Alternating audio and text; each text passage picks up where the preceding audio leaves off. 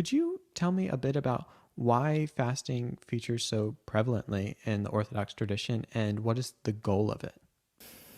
Well, first of all, before we go into any other explanation, first of all, it features because Christ tells us to do it. Christ himself, while he was alive, he fasted it. He fasted, forgive me, and he did tell us that there are certain passions that we can only heal through prayer and fasting. He did tell us that his disciples, once he is going to be taken away from this life into the kingdom, they will fast themselves. And then if you look at the tradition of the church from the time of Christ up to us today, fasting has never stopped to be one of the pillars of Orthodox asceticism in this church. But that's just to make the point that it's not something that somehow the Orthodox have created, invented, and we love it. We don't love it. I mean, food, everybody loves food, let's be honest. It's just something that we do because we are aware that our bodies are so much more than just a tool for, I don't want to say sinfulness because that is obvious, just a tool for survival. If you go back to what I was telling you about icons, that you look at an icon and you see Christ's body there, and it is a reaffirmation of his incarnation. That's one side of the story. The other side of the story is that you see a body, a flesh like yours and mine, that was able to sustain the fullness of divinity. You see, the beauty of an icon is not only that it reaffirms who Christ is, but also it reaffirms who we have the potential to become. That flesh that is depicted on an icon has received in itself God himself.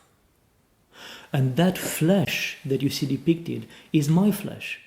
So that means that my flesh and your flesh and the flesh of any human being ever created has potentially the ability to contain within itself the fullness of divinity.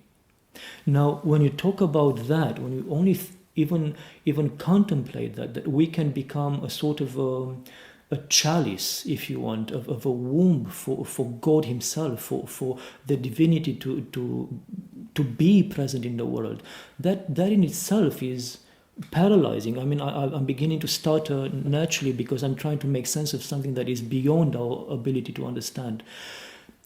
But what I wanted to say is that in an icon you see the glory, the honor that is available to our flesh, to our bodies.